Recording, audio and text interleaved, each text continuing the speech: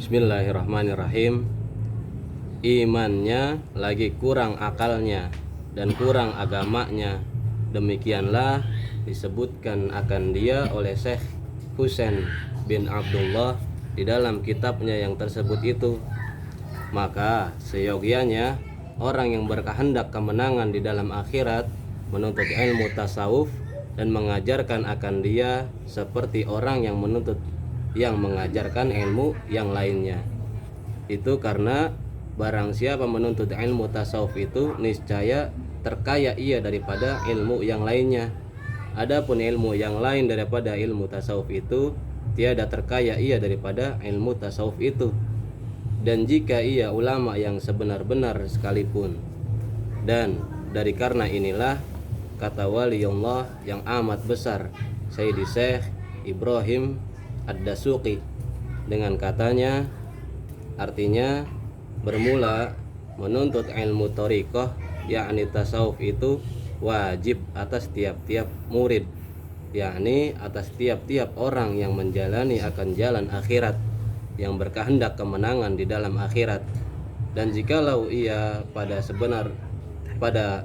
daripada sebesar-besar ulama pada mengetahui ilmu yang lain daripada ilmu tasawuf itu sekalipun. Dan dari karena inilah kata ulama,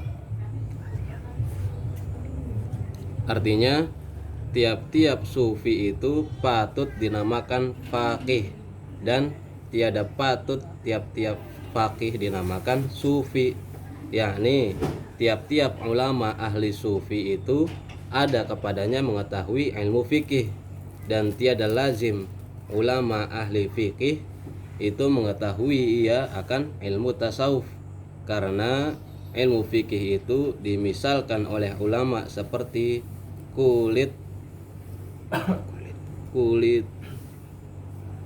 niwar yang di luar, dan ilmu tasawuf yakni ilmu thariqah itu seperti kulit yang di dalam, dan ilmu hakikat isinya yang di dalam.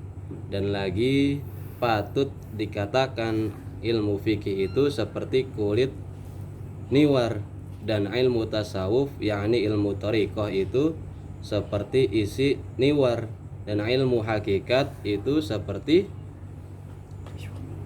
misik niwar. Adapun kelebihan orang yang mengajar ilmu itu, maka yaitu beberapa dalil Quran dan hadis Nabi SAW dan perkataan ulama yang amat banyak, dan setengah daripadanya firman Allah Ta'ala, artinya dan supaya menakut mereka itu akan kaumnya apabila kembali mereka itu kepada kaum mereka itu. Kata Imam Al-Ghazali di dalam Ihya Ulumuddin, dan murad yang dalam ayat ini yaitu mengajar ilmu dan menunjukkan akan jalan akhirat. Dan setengah daripadanya firman Allah Ta'ala, artinya dan pada ketika mengambil janjian mereka itu yang ahlil kitab, yang diberi akan mereka itu kitab, supaya menyatakan mereka itu akan yang di dalam kitab mereka itu bagi manusia, dan supaya jangan menyembunyikan mereka itu akan ilmu yang di dalam kitab mereka itu. Dan kata Imam Al-Ghazali di dalam Ihya Ulumuddin, bermula makna ayat itu yaitu wajib orang yang diberi ilmu itu mengajarkan bagi manusia, dan haram menyembunyikan akan ilmu itu. Dan tatkala membaca Rasulullah SAW akan ayat ini, maka bersabda ia dengan katanya, artinya tiada memberi Allah itu akan ulama akan ilmu melainkan mengambil Allah atasnya daripada janjinya, barang yang mengambil janjinya ia atas segala anbiya, bahwa menyatakan mereka itu akan ilmunya itu bagi manusia, dan jangan menyembunyikan mereka itu akan ilmunya itu. Dan setengah daripadanya itu firman Allah Ta'ala, artinya seru olehmu akan manusia kepada jalan Tuhanmu dengan ilmu hikmah dan pengajar yang baik, dan setengah daripadanya sabda Nabi SAW tatkala menyuruh ia akan Muaz ke negeri Yaman.